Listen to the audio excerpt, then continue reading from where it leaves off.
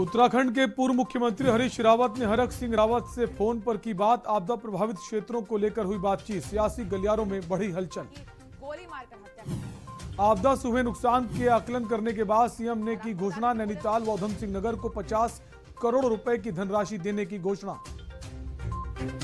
Dengue ने बढ़ाई स्वास्थ्य विभाग की चिंताएं। शहर और आसपास के क्षेत्रों में बढ़े डेंगू के मरीज। 6 साल की बच्ची समेत 6 नए मरीज मिले। उत्तराखंड में फिर बदलने लगा मौसम। ऊंचाई वाले इलाकों में बर्फबारी के साथ हुई बारिश। पहाड़ों में सुबह शाम कड़ाके की ठंड। नैनीताल के बलिया नाला में फिर दिखा रौद्र रूप। पहाड़ियों पर भूस्खलन से भवन क्षतिग्रस्त। कई परिवारों को किया गया विस्थापित। आप देख रहे हैं के न्यूज, खबरों का सारथी। उत्तराखंड की खबरों में आपका स्वागत है। मैं हूं आपके साथ शैलेंद्र चौहान। और सबसे पहले बात करेंगे देहरादून की खबर की। मसूरी विधानसभा में शिलान्यास कार्यक्रम का आयोजन हुआ। मसूरी विधायक और काबीना मंत्री गणेश जोशी ने शिलान्यास किया। गोरखनाथ मंदिर में होने वाले निर्माण कार्य का शिलान्यास किया।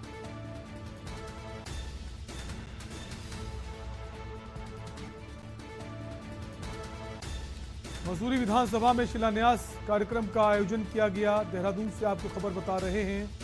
मसूरी विधायक और काबीना मंत्री गणेश जोशी ने शिलान्यास किया है। गोरखनाथ मंदिर में होने वाले निर्माण कार्य का शिलान्यास किया गया है।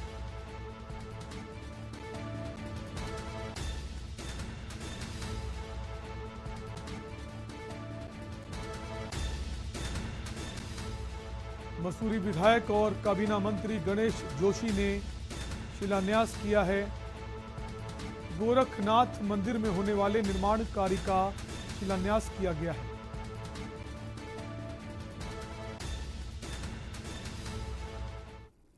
और अगली खबर हरिद्वार से है। डेंगू ने बढ़ाई सरकार और प्रशासन की चिंता।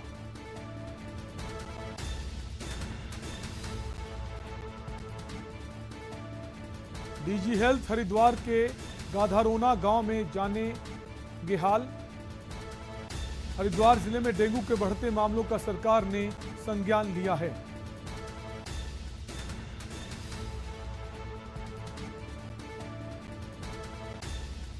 हरिद्वार जिले में टोटल डेंगू से पॉजिटिव आंकड़ा 185 पहुंचा है।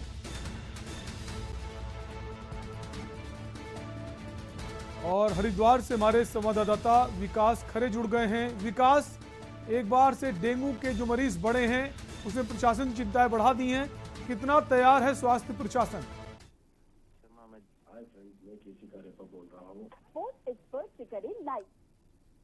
विकास, क्या आप हमें सुन पा रहे हैं? विकास से हम जुड़ने की कोशिश करेंगे। हरिद्वार का मामला आपको बता रहे हैं, जहां डेंगू के बढ़ते मामलों ने प्रशासन की चिंताएं बढ़ा दी। विकास, जो अचानक से डेंगू के जो केस सामने आए हैं, स्वास्थ्य विभाग कितना तैयार है?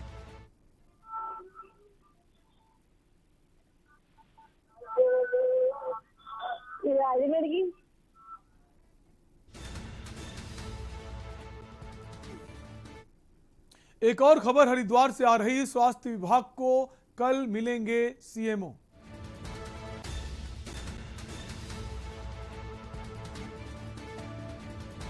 अब तक बिना सीएमओ के चल रहा था जिला अस्पताल। जितने भी जिला अस्पताल हैं, चार्ज लेने के बाद भेजे गए थे छुट्टी पर। तो जिला अस्पताल जो अभी बिना सीएमओ के चल रहा था, अब सीएमओ मिल गए हैं। चार्ज लेने के बाद छुट्टी पर भेजे गए थे। डेंगू काल में महसूस की जा रही थी सीएमओ की जरूरत।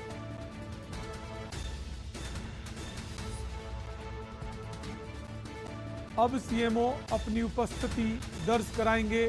अब तक बिना सीएमओ के चल रहे थे जिला अस्पताल। चार्ज संभालने के बाद छुट्टी पर चले गए थे। हरिद्वार से खबर आपको बता रहे हैं, कल सीएमओ अपनी ड्यूटी करते नजर आएंगे।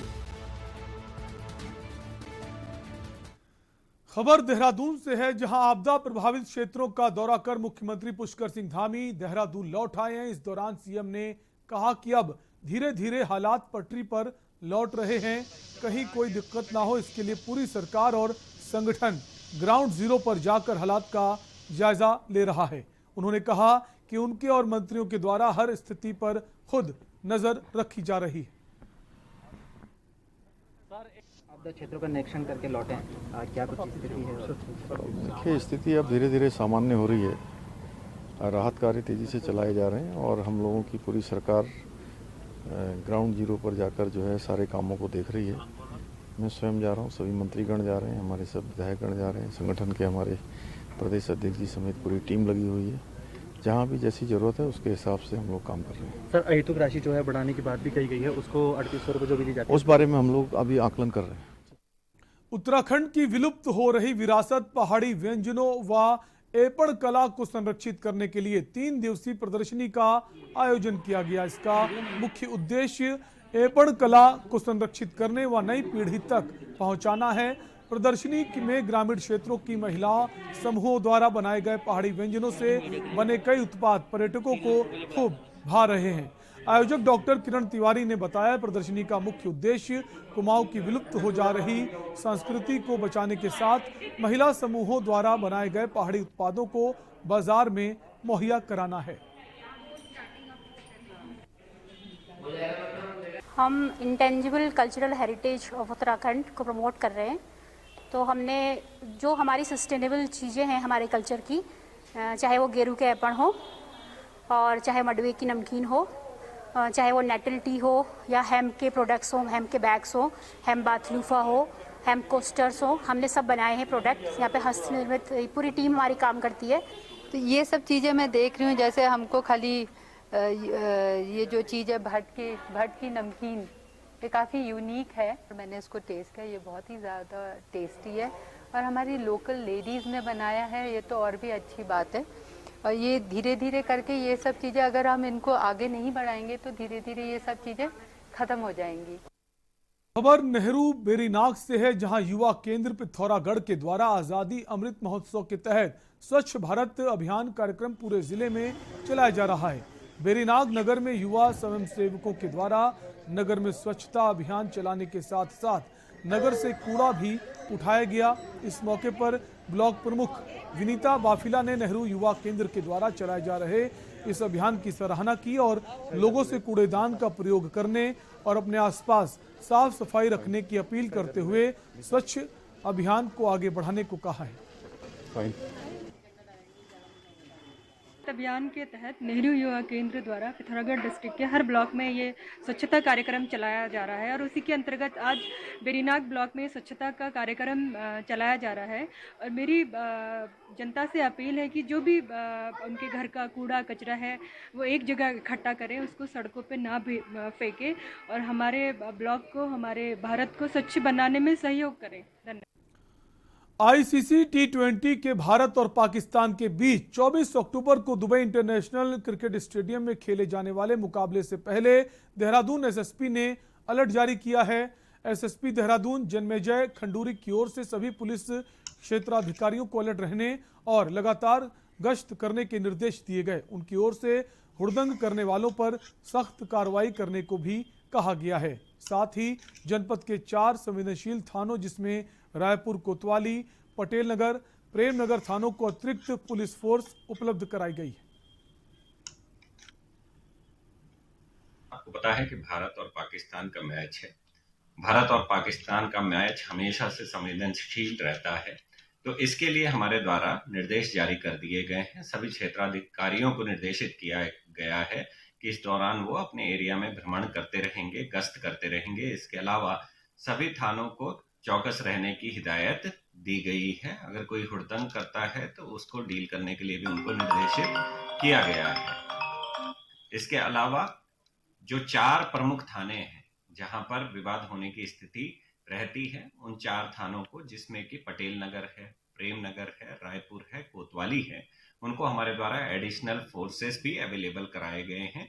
पीएसी को भी डिस्ट्रीब्यूट कर दिया गया है ताकि कोई भी अगर ऐसी स्थिति पैदा होती है तो उससे सही ढंग से डील किया जाए।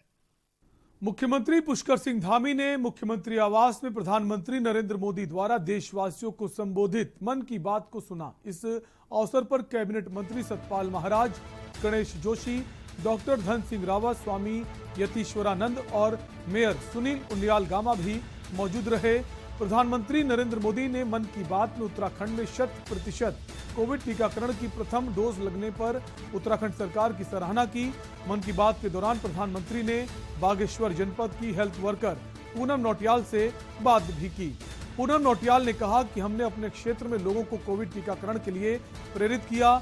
एक दिन में पर्वतीय क्षेत्रों में 8 से 10 किलोमीटर की दूरी तय कर कोविड टीकाकरण किया गया।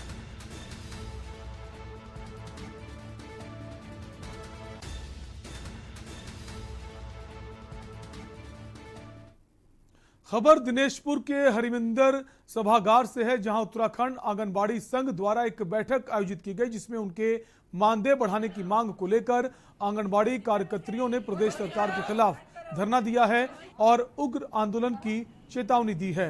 उन्होंने मंत्रिमंडल की बैठक में उनकी मांग पर सकारात्मक कार्रवाई करने की मांग की।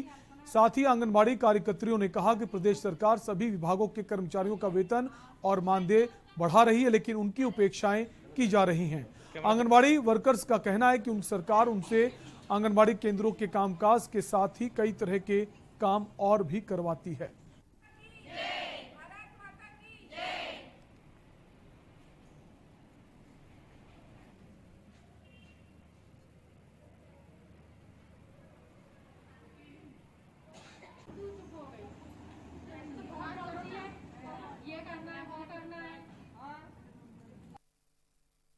मेन समस्या हमारी है मानदेय की, जो कि आज का जो दौर चल रहा है उसमें बहुत ही कम है। 7,500 रुपये हमें मानदेय मिलते हैं और हमसे हर विभाग का काम करवाया जाता है। फ़ोटो, पहचान पत्र, राशन कार्ड से लेकर स्वास्थ्य विभाग का काम भी हमें कराया जाता है, जिसके लिए हमें कोई एक्स्ट्रा मानदेय नहीं दिया जाता है। तो सभी बहनों की समस्या है, इस महंगाई के दौर में इन पैसों से गुजारा करना बहुत ही मुश्किल होता है। जिन बहनों का घर इसी से चलता है उनको तो बहुत ही समस्या है। समस्या तो खैर सबके लिए ही है, लेकिन किसी किसी को कुछ ज़्यादा ही समस्या है। आज सभी आंगनबाड़ी बहनें यहाँ पर विभिन्न मुद्दों जो समस्या है आंगनबाड़ी की वो सब लेके बैठे हैं। जैसा कि सभी जानते हैं कि 2 साल से कोरोना के जो चल रहा है लहर, इसमें भी सारे आंगनबाड़ियों ने भरपूर सहयोग दिया है। हर क्षेत्र में जो भी काम है, शिक्षा का और टीकाकरण का जो भी है उसमें भी काम किया। लेकिन गवर्नमेंट एक बार ये नहीं सोचते हैं कि हम अपने जान जोखिम में डाल के भी कोरोना के इसमें काम किया। उसके बाद भी हम लोगों की मानदेय बहुत ही कम है, जिससे हम लोगों की गुजारा नहीं हो सकती। लालकुआं में महिलाएं आज करवा चौथ का त्यौहार मना रही हैं। चौथ के त्यौहार से पहले महिलाएं अलग अलग तरीके से अपना स्वरूप बनाती हैं और पहले महिलाएं एक समूह बनाकर एक दूसरे को मेहंदी लगाती हैं, फिर उनका श्रृंगार करती हैं, जिससे महिलाओं की खूबसूरती और दोगुनी हो जाए। फिर आज पूरे दिन का निर्जला व्रत रखकर अलग अलग तरीके के पकवान बनाकर पहले शाम को भगवान की पूजा की जाती है। फिर चंद्रमा को देखकर और पति को सामने खड़ा कर पूजा की जाती। फिर पति के हाथ से जल पीकर महिलाएं अपना करवा चौथ का निर्जला व्रत तोड़ती हैं।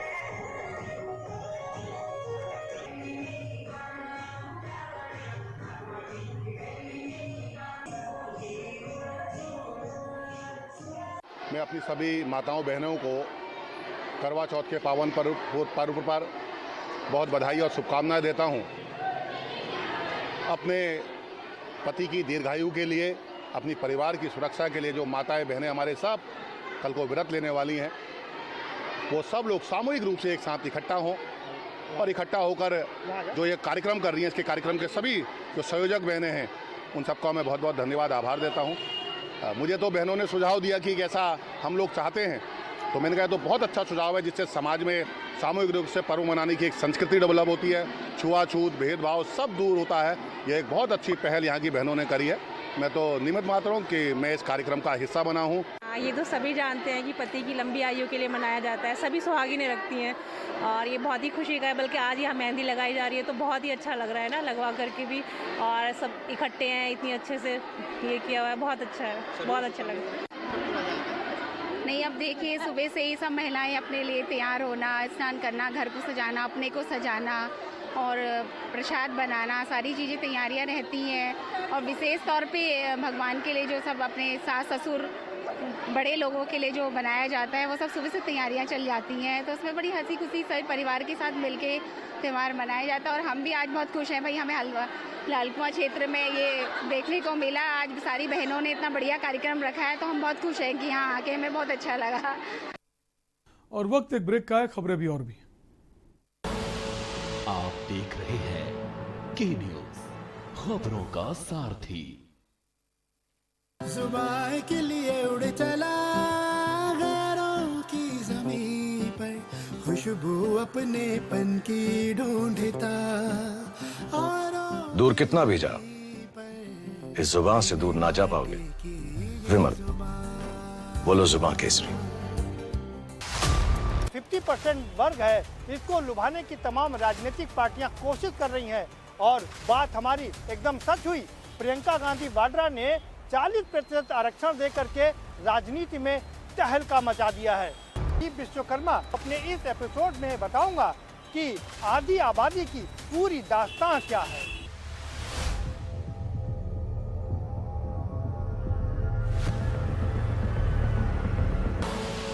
आप देख रहे हैं के न्यूज, खबरों का सारथी। ब्रेक के बाद आपका स्वागत है। खबर सितारगंज से है, जहां पुलिस व प्रशासन ने संयुक्त रूप से नगर के मध्य भुल्लर कॉलोनी में आतिशबाजी के गोदाम में छापेमारी की।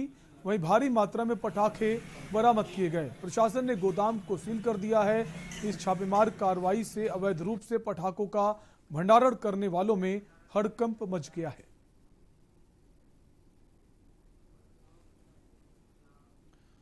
खबर बेरीनाग से है, जहां पूर्व दर्जा खजान राज्य मंत्री गुड्डू विकास खंड बेरीनाग के चौड़मनिया, भूलखिया, देहाली, मनगढ़, टाटर, जिउला, थारा आदि आपदाग्रस्त ग्राम पंचायतों में भ्रमण किया गया। और जिउला गांव के निर्धन बुजुर्ग मोहन राम बारिश से भवन क्षतिग्रस्त हो गया। पीड़ित परिवार को खजान गुड्डू ने तहसील स्तरीय अधिकारियों को फोन कर पीड़ित परिवार की समस्या को जल्द से जल्द निस्तारण करने के कहा और अपने स्तर पर परिवार को मदद भी की। हुआ सुना और उस वार्ता में मैंने फोन वार्ता की और फोन वार्ता में मैंने एसडीएम से बात की, तहसीलदार पटवारी से। अभी फिर मैं प्रेस कॉन्फ्रेंस और विधानसभा में अपना जो बेरीनाग में ऑफिस है, ऑफिस पर जाऊंगा और बात करूंगा और इनको जितना भी मुआवजा हो और जो ताकि इनको मकान मिल सके, इंदिरा आवास मकान दिलाने की पूरा प्रयास और कोशिश करेंगे। और बाकी जितने बाढ़ग्रस्त क्षेत्र हैं उन क्षेत्रों का दौरा करेंगे जहाँ पर जैसी समस्याएं लोगों की हैं, उन समस्याओं से प्रशासन शासन को अवगत कराएंगे। इतिहास की दहलीज पर वक्त के एक ऐसे कालखंड ने भी दस्तक दी जिसकी आहट से हर कोई सहम गया, जिसने मानवता के सामने जो त्रासदी का तांडव किया। उसके बाद कहीं ना कहीं हर किसी की जिंदगी में एक कहानी जुड़ गई। कहानी दर्द की, कहानी पीड़ा की और अपनों को खोने की। ये बात कोविड-19 की इस कार्यक्रम का संचालन देश के जाने माने पत्रकार और एंकर मनीष वाजपेयी ने किया। इस संवाद कार्यक्रम का आयोजन राजधानी दिल्ली में किया गया। देखिए इस कार्यक्रम में क्या कुछ खास रहा। नई दिल्ली के कॉन्स्टिट्यूशन क्लब में चिंता से चिंतन तक स्वास्थ्य समाज का निर्माण एक शीर्षक के साथ एक संवाद सत्र का आयोजन किया गया। दीप प्रज्वलम और वंदे मातरम राष्ट्रगीत के गायन के साथ कार्यक्रम का शुभारंभ किया गया। दैन्यम आराध्यम संस्था के मेडिवेज हेल्थ फाउंडेशन के संयुक्त प्रयास से आयोजित इस संवाद सत्र का संयोजन वरिष्ठ पत्रकार मनीष वाजपेयी ने किया, जो दैन्यम आराध्यम संस्था के संस्थापक भी हैं।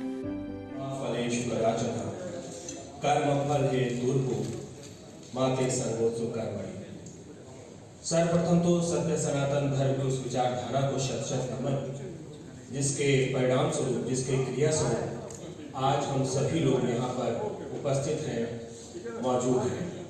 दरअसल ये हमारे कर्म की प्रेरणा ही होती है जो हमेशा हमें जिंदगी में आगे बढ़ने की प्रेरणा देती है और साथ ही साथ कहीं न कहीं जीवन में हम अपने लक्ष्यों को प्राप्त करते हैं। आज का एक कार्यक्रम कुछ इसी संदर्भ में है, क्योंकि हम सभी लोग जानते हैं कि बात करने से ही बात बनती है और बात करने के लिए संवाद बहुत जरूरी होता है और इसीलिए हमने संवाद सत्र का आयोजन किया है। संवाद सत्र में हेल्थ पार्टनर के तौर पर साथ में जुड़े नियो हॉस्पिटल के प्रमुख डॉक्टर गुलाब गुप्ता ने कहा, जहां एक तरफ सरकार कोविड-19 को रोकने को लेकर अनेक प्रयास कर रही है, तो ये समाज का उत्तरदायित्व है कि वो इन प्रयासों में सहयोग करे। कार्यक्रम में मौजूद विशिष्ट अतिथि राज्यसभा सांसद नरेश बंसल ने कोविड को लेकर अपने सर्वसमावेशी विचार रखे। मेडिवेज हेल्थ फाउंडेशन की तरफ से अनुराग श्रीवास्तव और ब्रजेश श्रीवास्तव की तरफ से अतिथियों का स्वागत किया गया। कार्यक्रम का संचालन एंकर सुश्री अंजू सिंह ने किया। हिंदुस्तान की कार्यकारी संपादक प्रताप सोमवंशी ने अपने अनुभवों का जिक्र करते हुए कोविड-19 को लेकर कई दृष्टांत सबके सामने रखे। राष्ट्रीय स्वयंसेवक संघ के राष्ट्रीय कार्यकारिणी के सदस्य और वरिष्ठ प्रचारक इंद्रेश जी ने वर्तमान समय का एक व्यापक चित्र प्रस्तुत किया। दैन्यम आराध्यम के द्वारा और हेल्थ फाउंडेशन के द्वारा एक कार्यक्रम किया गया, जिसमें इस बात के लिए था कि भारत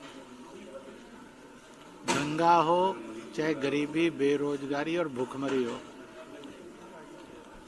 चाहे अनपढ़ता हो और चाहे प्रदूषण हो, चाहे पिछड़ापन और छुआछूत हो, चाहे नारी का शोषण हो, इन सब में से निकलकर दहशत मुक्त, दंगा मुक्त, छुआछूत मुक्त, प्रदूषण मुक्त, नारी शोषण से मुक्त, गरीब दुखी की मदद करने वाला भारत बने, इसके लिए एक सुंदर कार्यक्रम की रचना की। व्यवसायी जगत ने इस आपदा से तिहरी जिम्मेदारी निभाई। उन्होंने स्वास्थ्य जगत की मदद से अधिकतम मानव संसाधन को सुरक्षित तो रखा, साथ ही सरकार की अपील पर हर कदम पर मदद के लिए मोर्चे पर मौजूद रहा। हालात संभलते ही देश की अर्थव्यवस्था को एक बार फिर से तेज रफ्तार पर डाल दिया है। सरकार, व्यावसायिक जगत और स्वास्थ्य जगत के अटूट बंधन ने देश को एक नई दिशा दिखाई है कि कैसे कंधे से कंधा मिलाकर संकट से उबरा जा सकता है। दिल्ली से के न्यूज इंडिया के लिए अमित दुबे की रिपोर्ट। और उत्तराखंड की खबरों में फिलहाल के लिए इतना ही। बाकी खबरों के लिए देखते रहिए के न्यूज इंडिया। नमस्कार। आप देख रहे हैं के न्यूज, खबरों का सारथी।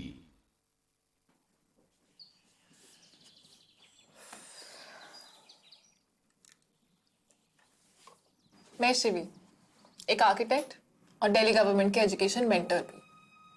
मैं जब मेंटरशिप प्रोग्राम से जुड़ी थी, बहुत लोगों ने पूछा ऑफिस के साथ कैसे मैनेज